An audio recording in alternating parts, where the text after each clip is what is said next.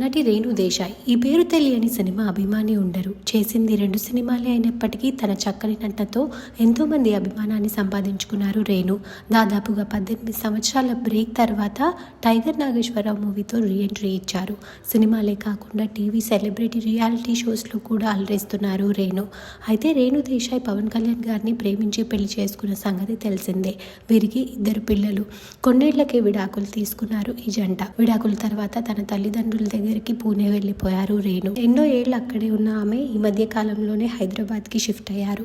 అయితే రేణు ఇంట ఈరోజు ఒక తీవ్రమైన విషాదం చోటు చేసుకుంది. తనని ఎంతగానో ప్రోత్సహించి అండగా ఉన్న తన అమ్మగారు మరణించారు. ఈ విషయాన్ని తన సోషల్ మీడియా వేదికగా షేర్ చేస్తూ మళ్ళీ పుడతారు, మళ్ళీ మరణిస్తారు, మళ్ళీ అమ్మ గర్భంలో నిద్రపోతారు. జీవితం అనే ఈ అంతం లేని సముద్రంలో ఇది క్రాస్ చేయలేనిది దేవుడా అంటూ పోస్ట్ చేస్తూ తన అమ్మగారి ఆత్మకి శాంతి చేకూరాలని ప్రార్థించారు రేణు. ఆ పోస్ట్ చూసిన వారు స్టే స్ట్రాంగ్ రేణు అంటూ కామెంట్స్ పెడుతున్నారు. రేణు దేశాయ్ షేర్ చేసిన ఆ పోస్ట్ ఇప్పుడు నెట్టింట్లో వైరల్ అవుతోంది.